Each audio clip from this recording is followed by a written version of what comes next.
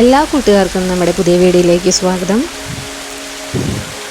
നമുക്കെല്ലാവർക്കും പ്രിയപ്പെട്ട നമ്മുടെ നാടൻ സ്നാക്കായിട്ടുള്ള പരിപ്പുവടയാണ് ഇന്നത്തെ നമ്മുടെ റെസിപ്പി.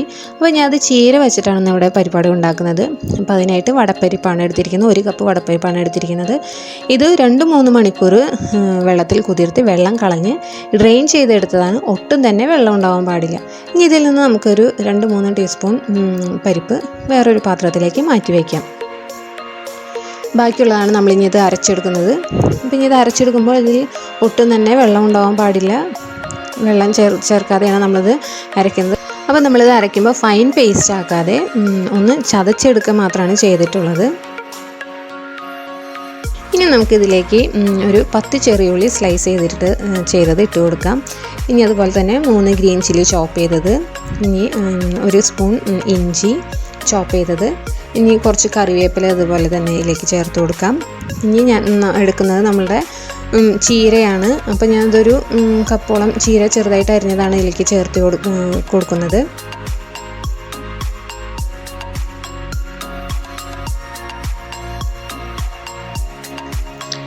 നമുക്കിതിലേക്ക് എന്താ പറയുക, പച്ചച്ചീരയോ ചുവപ്പ് ചീരയൊക്കെ ആയാലും ഏത് ചീരയായാലും നമുക്കിതിലേക്ക് ചേർത്ത് കൊടുക്കാം. നല്ല ടേസ്റ്റാണ് ചീരയിട്ട് പരിപ്പുവട ഉണ്ടാക്കി കഴിഞ്ഞാൽ. ഇനി നമ്മൾ ഇതിലേക്ക് 1 ടീസ്പൂണോളം ചോപ്പ് ചെയ്തിട്ടുള്ള മുളകാണ് ഇട്ട് കൊടുക്കുന്നത്. അത് ഉണക്കമുളകാണ് ഇട്ട് കൊടുത്തിരിക്കുന്നത്. ഇനി 1/2 ടീസ്പൂണോളം പെരുംജീരകം ഇതിലേക്ക് ഇട്ട് കൊടുക്കുന്നുണ്ട്. പെരുംജീരകത്തിൻ്റെ ഫ്ലേവർ നല്ല ടേസ്റ്റാണ് കേട്ടോ പരിപ്പുവടയിലേക്ക്. ഇനി ആവശ്യത്തിന് ഉപ്പ് ചേർത്ത് കൊടുക്കാം. ഇനി നമ്മൾ നേരത്തെ മാറ്റി വെച്ചിട്ടുള്ള നമ്മുടെ പരിപ്പ് ഇതിലേക്ക് ആഡ് ചെയ്ത് കൊടുക്കാം. ഇനി എല്ലാം കൂടി നമുക്ക് നന്നായിട്ടൊന്ന് കുഴച്ചെടുക്കാം. കൈകൊണ്ട് തന്നെ നന്നായിട്ട് കുഴച്ചെടുക്കുക.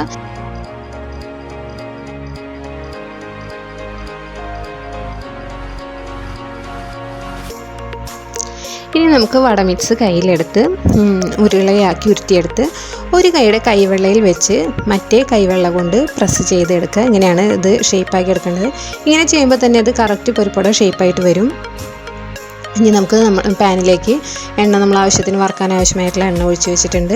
ഇനി നമുക്കിത് ചൂടായോ എന്നറിയാനായിട്ട് ചെറിയൊരു വട മിക്സ് എടുത്ത് ഇതിലേക്ക് ഇട്ട് കൊടുത്താൽ മതി. ഇട്ട് കൊടുത്ത വശം തന്നെ അത് ഇട്ട് ഒന്ന് താഴ്ന്ന് പൊങ്ങി വന്നു കഴിഞ്ഞാൽ ഇത് എണ്ണ റെഡി ആയിട്ടുണ്ട്. അപ്പോൾ നമുക്കിനി നമ്മൾ റെഡിയാക്കി വെച്ചിട്ടുള്ള നമ്മുടെ ഓരോ വട മിക്സും നമുക്ക് എണ്ണയിലേക്ക് ഇട്ട് കൊടുത്ത് ഫ്രൈ ചെയ്തെടുക്കാം.